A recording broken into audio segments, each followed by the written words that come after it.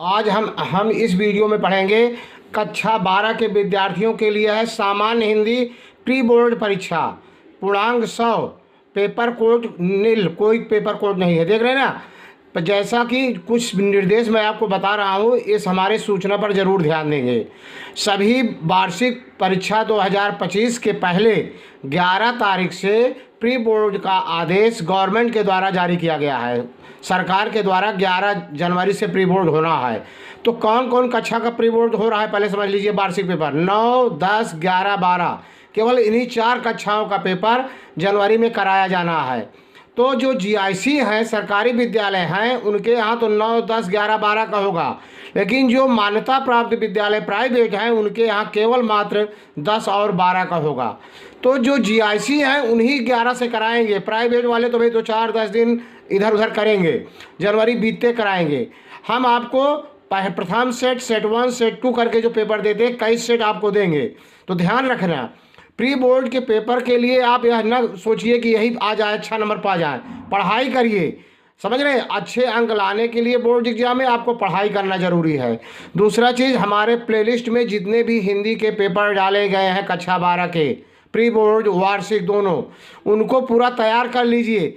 95% आपका तैयार हो जाएगा, निश्चित रूप से तैयार हो जाएगा, क्योंकि मैं संपूर्ण हल डाला हूँ। इसी तरह 10 वालों बच्चों के लिए भी जो वार्षिक परीक्षा देने की तैयारी कर रहे हैं, उनको प्री बोर्ड के ऊपर नहीं जूझना है। प्री बोर्ड के लिए अच्छा नंबर हमको मैच कर जाए, सर ये पेपर नहीं, एक कोड का पेपर दीजिए, आप इस पर बिल्कुल ना पढ़िए। जो आपको मिल रहा है 1-2 पेपर, 3 पेपर जो मिलेगा उसका आप अध्ययन करिए, इसको भी तैयारी कर लीजिए, अच्छी बात है। लेकिन जितना मैंने प्लेलिस्ट में डाला है ज़रूर देखिए, एक बार तैयार कर लीजिए, आपकी पूरी किताब तैयार हो जाएगी। ठीक है। और 6, 7, 8 के बच्चों को फरवरी से पेपर मिलना शुरू हो जाएगा। ज़्यादा इसमें नहीं, कुछ ज़्यादा से ज़्यादा आप शेयर करेंगे। चैनल को सब्सक्राइब ना किए हो, चैनल को सब्सक्राइब कर लीजिए, अधिक से अधिक शेयर करना। देख रहे हैं ना। खंड का निर्देश मैं नहीं पढ़ रहा हूँ, सीधे निम्न में से नाटककार हैं, 4 विकल्प है जो सही है, मैंने टिक कर दिया है। खा मोहन राकेश नाटककार हैं। रॉबर्ट नर्सिंग होम में की रचना विधा है रेखा चित्र, खा विकल्प, गा विकल्प सही है। पर्दा कहानी के रचनाकार हैं यशपाल। निम्न में कौन प्रसिद्ध आलोचक हैं? आचार्य रामचंद्र शुक्ल। त्रिवेणी किस विधा की रचना है? निबंध। मैंने जो गद्य साहित्य हिंदी का विकास, पद्य साहित्य हिंदी का विकास डाल रहा था, अगर आप देखेंगे जाकर के, मैंने 20 वीडियो डाला है, बिल्कुल ये सब आपको मैच करेंगे, आए हुए हैं, जाकर के देखेंगे। इसलिए सभी कुछ पढ़ाया गया है, जरूर ध्यान दीजिए। कविता में 4 चांद लगाने वाली शक्ति व्यंजना कहलाती है। इसमें व्यंजना लिखा है, व्यंजना कहलाती है। बीसल देव रासों के रचयिता हैं नरपति नाल्ह। कबीर के दोहों को नाम से जाना जाता है साखी। साहित्य लहरी रचना है सूरदास की। छायावाद युग का समय कब से कब तक माना जाता है? 1918 से 1938। अब देखिए तीसरा क्वेश्चन। निम्नलिखित गद्यांश को पढ़कर नीचे दिए गए प्रश्नों के उत्तर दीजिए। पूर्वजों ने चरित्र और धर्म का विज्ञान, पूरा इसको आप पढ़िए अच्छी तरह से। इसमें का खा 2 प्रश्न आपको दिखाई दे रहा है। मतलब गद्यांश के पाठ का शीर्षक और लेखक का नाम, मतलब पाठ का नाम बताइए और लेखक का नाम बताइए। रेखांकित अंश की व्याख्या। तीसरा क्वेश्चन क्या पूछ रहा है इसमें भाई, देखेंगे, देख रहे हैं ना। ये तीसरा है राष्ट्र संवर्धन का प्रकार स्पष्ट कीजिए। अतीत वर्तमान के लिए भार रूप नहीं है का आशय स्पष्ट कीजिए।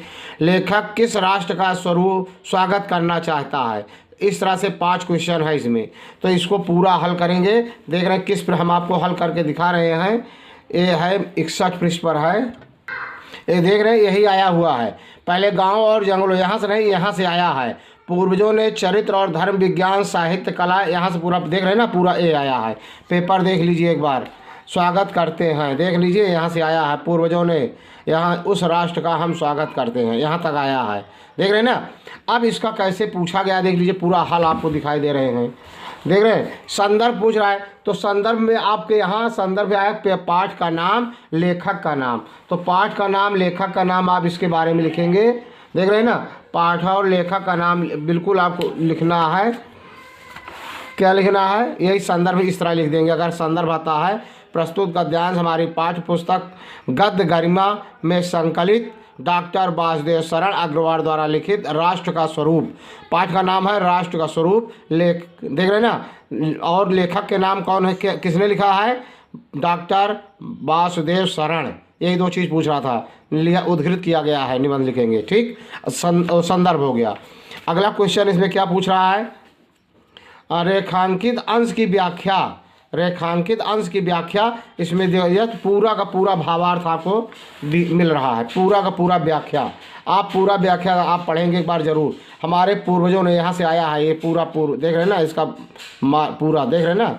इसमें से और क्वेश्चन बन रहे हैं। तीसरा क्वेश्चन पूछ रहा है, राष्ट्र संवर्धन का प्रकार स्पष्ट कीजिए। देख रहे हैं ना, राष्ट्र संवर्धन अतीत वर्तमान के लिए भार रूप नहीं है का आशय स्पष्ट कीजिए। पूरा पूरा आपको मिल जाएगा। जहाँ अतीत वर्तमान के लिए भार स्वरूप नहीं है, जहाँ अतीत का बोझ वर्तमान पर नहीं पड़ता, पूरा आपको मिल जाएगा।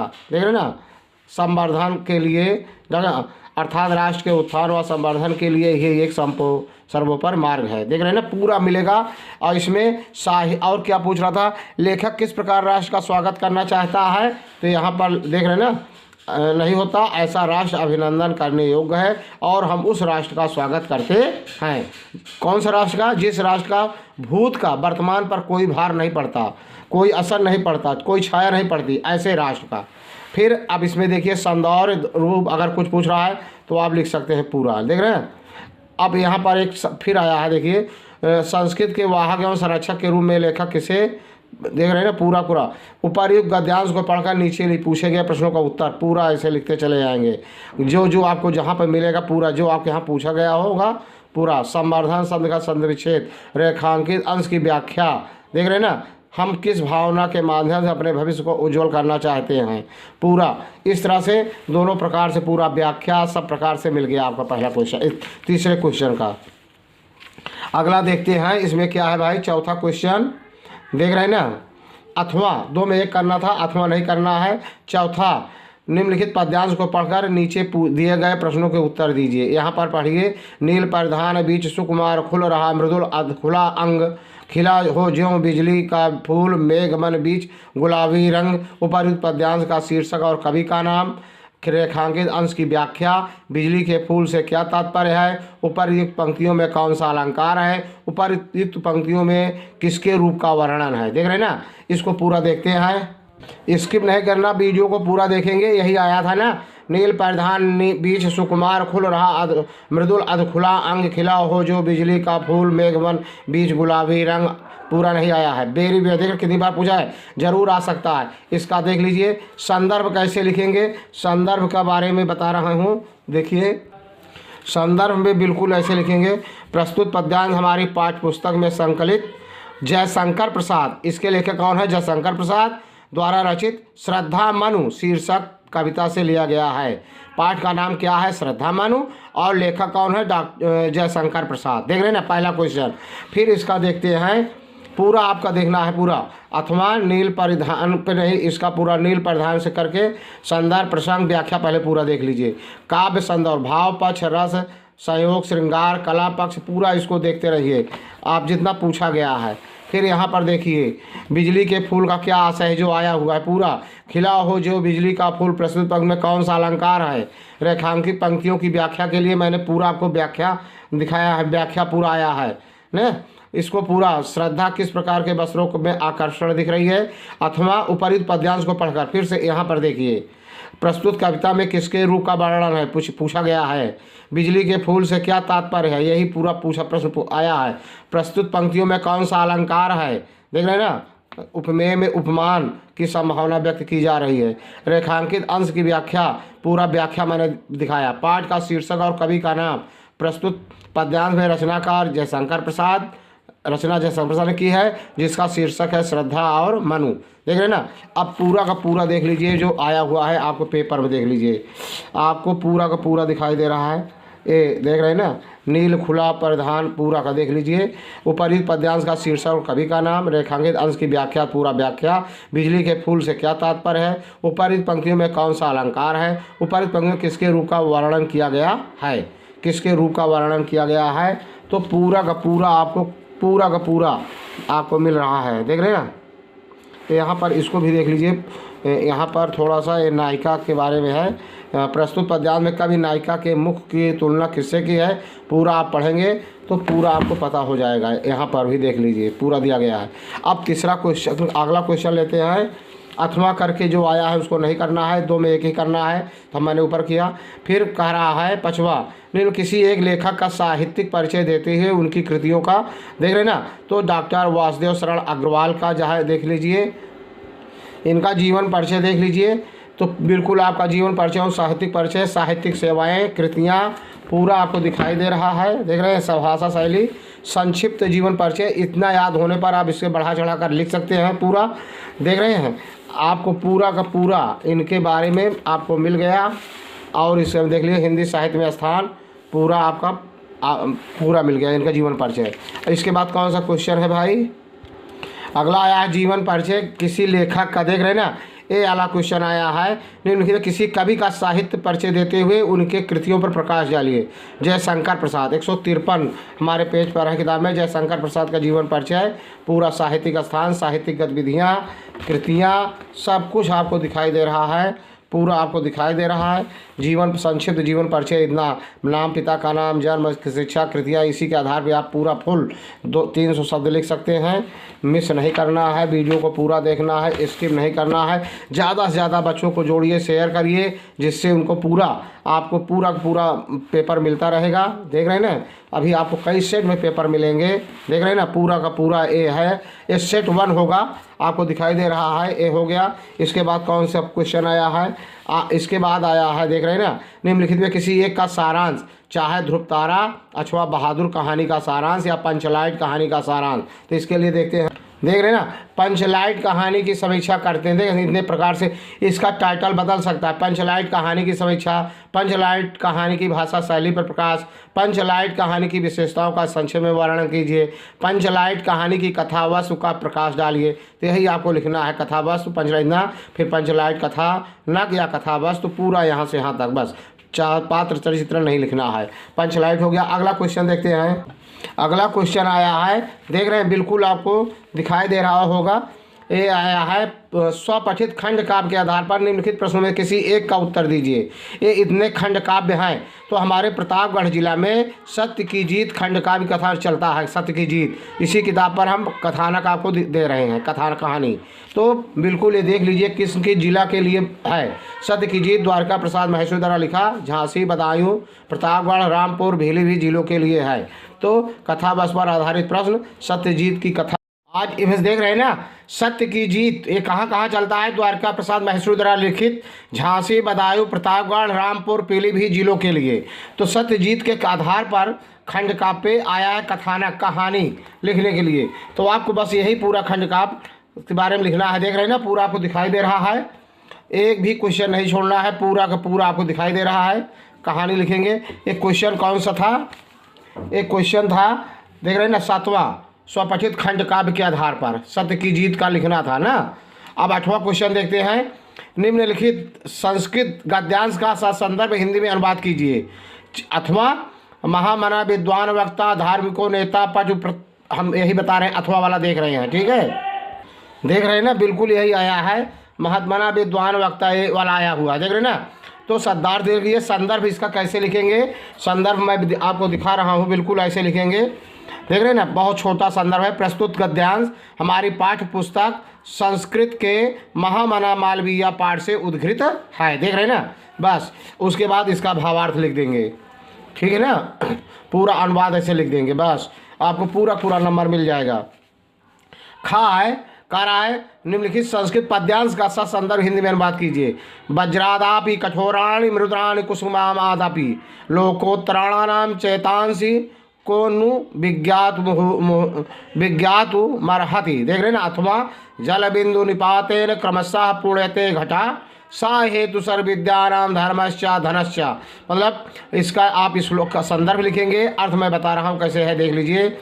जैसे जल बिंदु निपातेन क्रमशः, जैसे जल की बूंदें एक एक बूंदों से घड़ा पूर्णते घटा, घड़ा पूरी तरह से भर जाता है, जैसे एक एक जल की बूंदों से घड़े पे गिरने से घड़ा भर जाता है, सा हेतु उसी प्रकार यह भी है, सर्व विद्यानाम धर्मश्च, सभी विद्या, धर्म और धन के लिए भी ऐसा ही होता है। कहने का मतलब है कर्म करते रहिए, परिश्रम करिए, लेकिन सफल होने के लिए, इन्हें प्राप्त करने के लिए विद्या, धन और धर्म के लिए समय लगता है, इसका इंतजार करना पड़ता है। देख रहे हैं ना, देख रहे हैं ना, ये वाला आया है वज्रादा, अभी दोनों को मैं दिखाया कितना इंपॉर्टेंट है, वार्षिक में जरूर आएगा।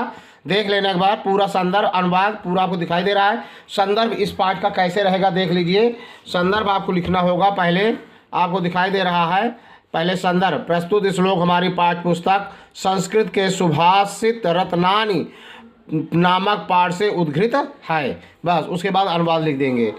अब उसके बाद ये दूसरा वाला कौन आया था, ये तो वज्रा भी देख रहे हैं, दिखाई दे रहा है 1:16 इसका आया है, हमारे किताब में है, देख रहे हैं ना, ये आया हुआ है। जल बिंदु निपौतेन क्रमशः पूर्णते घटा सा हेतु सर्वविद्यानां धर्मश्च धनश्च, पूरा दिखाई दे रहा है। संदर्भ जैसे मैंने दिखा पहला वाला था वैसे रहेगा।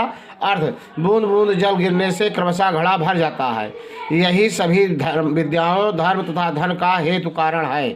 कहने का यहाँ तात्पर्य है कि विद्या, धर्म एवं धन की प्राप्ति के लिए उद्यम के साथ साथ धैर्य का होना भी आवश्यक है, क्योंकि इन चीज़ों का संचय धीरे धीरे ही होता है। देख रहे हैं ना। अगला क्वेश्चन लेते हैं, क्या है भाई, अगला है इसमें देख रहे हैं मुहावरे। अगला है खंड खा का मुहावरा। निम्नलिखित मुहावरे में लोकतियों में किसी एक का अर्थ लिखकर वाक्य बनाइए। जैसे आँख दिखाना, आस्तीन का सांप, ऊँट के मुंह में जीरा, आंखों में धूल झोंकना। बहुत मुहावरा मैंने अपने चैनल में डाला है, सभी आए हैं, देख लीजिए। लेकिन मैं आपको सरल विधि से ऊँट के मुंह में जीरा, इसका अर्थ होगा अत्यधिक खाने वाले को अल्प भोजन देना। वाक्य प्रयोग, जैसे भीम को एक थाली भोजन देना ऊँट के मुंह में जीरा के समान था। देख रहे हैं ना। अगला है 10वां, निम्नलिखित शब्दों के संधि विच्छेद के सही विकल्प का चयन कीजिए। इत्यादि का संधि विच्छेद इति धन आदि, पहला विकल्प सही है, इत्यादि। अगला देखते हैं, बिल्कुल आपको कई सेट पेपर मिलेंगे, सेट 1 नहीं डाला जा रहा है, सेट 2 भी मिलेगा, 3, 4 प्री बोर्ड का। ज़्यादा से ज़्यादा शेयर करना नहीं भूलेंगे। आपका प्री बोर्ड से कम महत्व होना चाहिए, आपको बोर्ड प्रदर्शन करना है। ज़्यादा से ज़्यादा पढ़ाई करिए, पढ़ाई अपने पूरी किताब का सिलेबस का तैयार करिए, कोई भी कुछ आए ताकि आप पूरा कर सके। भावनम का संधि विच्छेद है भोधन अनम, का विकल्प सही है, भोधन अनम। रमेशा का संधि विच्छेद है, रमेशा होगा रमाधन ईसा, रमेशा क्या होगा, रमाधन ईसा रमेशा, घा विकल्प सही है। अगला है, निम्नलिखित शब्दों की विभक्ति और वचन के अनुसार चयन कीजिए। जगताम में विभक्ति और वचन है, खष्टी विभक्ति बहुवचन है। नामाभ्या में विभक्ति और वचन है, चतुर्थी बहुवचन है। देख रहे हैं ना। फिर निम्नलिखित शब्द युग्मों का सही अर्थ चुनकर लिखिए। प्रथा, प्रथा, इसका प्रथा माने होता है रीति रिवाज, और प्रथा कुंती का नाम था, प्रथा उसको कुंती को कहा जाता था। वर्ण शब्द का उचित अर्थ है शब्द। फिर है, निम्नलिखित शब्दों में से किसी एक शब्द के 2 अर्थ लिखिए। कनक, कनक का अर्थ होता है सोना, पहला। फिर दूसरे कनक का अर्थ होता है धतूरा। कनक का 2 अर्थ होता है सोना और धतूरा। अगला है, निम्नलिखित वाक्यांशों के लिए किसी एक शब्द का चयन करके लिखिए जो पहले कभी ना हुआ हो। वाक्यांश के लिए शब्द बहुत डाला गया है। सरल में रहने, सरलता, सरलता देख लीजिए। वन में रहने वाला वनवासी कहलाता है, एक करना था, इसी को लिख देंगे, सरल एकदम है। निम्नलिखित वाक्यों को शुद्ध करके लिखिए। गुलाब का फूल लाल रंग का होता है, तो गुलाब के फूल का नहीं, गुलाब के फूल लाल रंग के होते हैं लिखेंगे। गुलाब के फूल लाल रंग के होते हैं, मतलब एक गुलाब नहीं कि एक ही लाल होगा, उसकी प्रजातियां सभी लाल होंगे। सीता गुणवान स्त्री है, तो सीता गुणवान नहीं, पुरुष है, यहाँ ये स्त्रीलिंग ले गए थे, गुणवती। सीता गुणवती स्त्री है, सीता गुणवती स्त्री है लग जाएगा, यहाँ बिंदी हो जाएगा है में। देख रहे हैं। फिर कह रहा है, करुण अथवा श्रृंगार रस की परिभाषा उदाहरण सहित लिखिए। श्लेष अथवा उत्प्रेक्षा अलंकार का लक्षण सहित। कुंडलिया अथवा सोरठा। फिर इसमें एक नगर पालिका के पत्र लिखना है। ये निबंध आया है, घर की सफाई, सोशल मीडिया, भ्रष्टाचार, आर्थिक मंदी। तो बिल्कुल आपको दिखाई दे रहा हूँ यहाँ पर, देख रहे हैं। ये श्रृंगार रस आया हुआ है, रस में देख रहे हैं, पूछ रहे हैं, बहुत कितनी बार पूछा गया है, जरूर आएगा। देख रहे हैं पूरा यहाँ तक है, इत्यादि। देख लीजिए, इसमें मिस नहीं करना है। या करुण अथवा श्रृंगार परिभाषा उदाहरण सही दीजिए। अब इस दूसरा लेते हैं, श्लेष अथवा उत्प्रेक्षा अलंकार। अलंकार में आया था श्लेष अलंकार, देख रहे हैं ना, पूरा ये पूरा पूरा दिखाई दे रहा है। सुबरन को ढूंढे फिरत कभी व्यभिचारी चोर, देख रहे हैं ना, उदाहरण है इसका। अगला क्या आया है भाई, देखते हैं। एक भी क्वेश्चन नहीं छोड़ना है, सब करना है। अगला है कुंडलिया अथवा सोरठा, देख रहे हैं, सोरठा छंद का लक्षण 340 में है हमारी किताब में। ये देख रहे हैं सोरठा आया हुआ है, वेरी वेरी इंपॉर्टेंट। देख रहे पूरा इतना दिया गया है, पूरा आपको दिखाई दे रहा है। इसके आगे यहाँ भी उदाहरण भी देख लीजिए, उदाहरण दिया गया है, आपको दिखाई दे रहा है, स्पष्टीकरण है, पूरा समझाया गया है। यदि वीडियो आपको अच्छा लगा हो तो लाइक सब्सक्राइब शेयर जरूर करना। जय हिंद, जय भारत।